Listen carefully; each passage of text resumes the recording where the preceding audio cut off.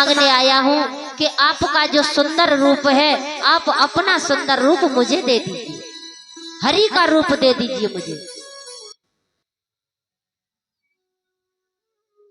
धोखा से देवर्षि नारद के मुख से निकल गया, प्रभु जेहि विधि होए नाथ हित मोरा। प्रभु आप वो काम करिए जिसमें कि मेरा हित हो।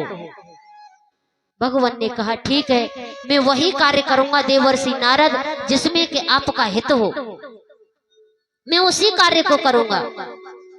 तो आज प्रभु ने, जब देवर्षि नारद ने प्रभु से हरि का रूप मांगा, हरि माने श्री हरि और हरि माने बंदर भी है, दो शब्द ही, एक दो अर्थ ही एक शब्द के।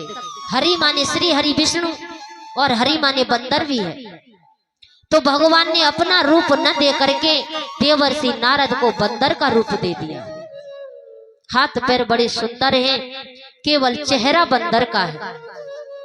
देवर्षि नारद ने समझा कि प्रभु ने मुझे अपना रूप दिया है सुंदर वाला, ये नहीं जाना कि मेरा रूप बंदर का है। और बड़े प्रसन्न होकर के जहां विश्व मोहिनी का स्वयंवर हो रहा है वहां पहुंच जाते हैं शादी करने के लिए। और उधर भगवान शंकर के दो गण जो थे वो देख रहे हैं, वो देवर्षि नारद के पीछे पीछे जा रहे हैं, कह रहे हैं देखो भैया कितना सुंदर राजकुमार जा रहा है, स्वयंवर हो रहा है, राजकुमारी इन्हीं के गले में वरमाला डाल देगी। देवर्षि नारद और फूल गए, हाँ हम सुंदर हैं, बहुत सुंदर दिखाई दे रहे हैं। जहां पहुंच गए वहां पर विश्व मोहिनी का स्वयंवर हो रहा है। सभी राजा देश विदेश से आए हैं, अपने अपने आसन पर विराजमान हैं। विश्व मोहिनी आई गले में वरमाला, हाथ में वरमाला लेकर के गले में डालने के लिए। तो देवर्षि नारद सर्वप्रथम जो कुर्सी पड़ी थी, आसन पड़ा हुआ था, उस पर जाकर के बैठ गए कि विश्व मोहिनी आए तो सर्वप्रथम मैं दिखूं और मेरे गले में वरमाला डाल दो। विश्व मोहिनी जब वरमाला हाथ में लेकर आई महाराज, तो उसने सिर्फ एक ही नजर देखा है देवर्षि नारद को, उसके बाद आगे बढ़ी चली गई। आगे बढ़ी है, बारी बारी से सब राजाओं के पास जाती है। देवर्षि नारद सोचने लगे लगता है इसने मुझे देख नहीं पाया। अपना आसन साथ में लेकर के भागे, जहां विश्व मोहिनी जा रही है उसके आगे आसन डाल करके बैठ गए। विश्व मोहिनी फिर से बच करके निकल गई। विश्व मोहिनी के साथ सखियां हैं, वो हंस रही हैं, लेकिन विश्व मोहिनी ने उनकी तरफ नहीं देखा। क्यों? क्योंकि वो तो भगवान की माया है। अंत में विश्व मोहिनी सारी सभा में घूम करके आई, भगवान विष्णु प्रकट हुए। विश्व मोहिनी ने प्रभु के गले में जयमाला डाल दी और शादी हो गई। जो देवर्षि नारद ने देखा कि विश्व मोहिनी ने विष्णु के गले में वरमाला डाल दी, एकदम क्रोध से तिलमिला उठे, गालियां देने लगे।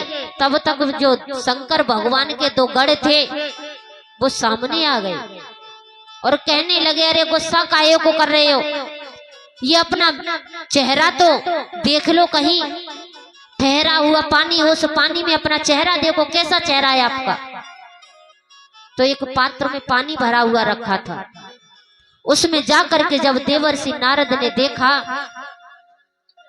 होश उड़ गए। बंदर का रूप है, क्रोध में आ गए, बहुत क्रोध में आकर के भगवान विष्णु के पास चले और उधर से भगवान विष्णु देवर्षि नारद के पास आ रहे थे। क्रोध में आकर के देवर्षि नारद ने भगवान विष्णु को श्राप दे दिया। श्राप ये दिया कि आप किसी की पीड़ा नहीं समझते हो, आज मैं एक स्त्री के लिए व्याकुल हूं, बेचैन हूं, आपने आकर के अपने गले में वरमाला डाल ली। जैसे आज मैं एक स्त्री के लिए तड़प रहा हूं, मैं तुम्हें श्राप देता हूं कि एक दिन तुम भी स्त्री के लिए तड़पोगे, दर दर भटकोगे स्त्री के लिए। देवर्षि नारद ने श्राप दे दिया। और बोले आपने मुझे ये बंदर का रूप दिया है, ये बंदर ही आपकी सहायता करेंगे। श्राप दे दिया। लक्ष्मी मैया देख रही है, भगवान विष्णु हंस रहे हैं।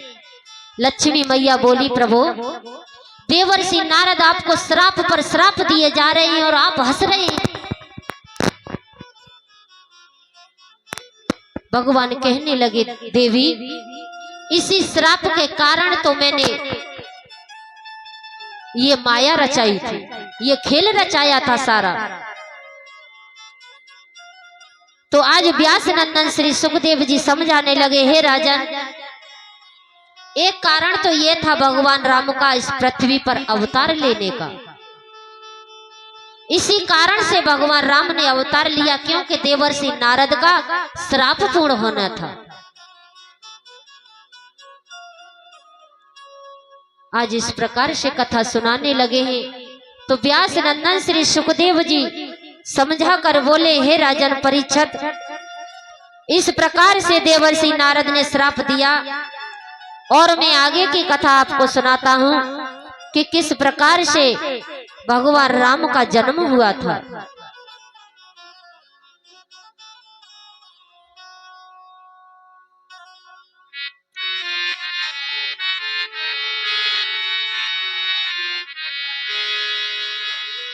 सभी तालियों को बजाते हुए एक भजन बोलेंगे।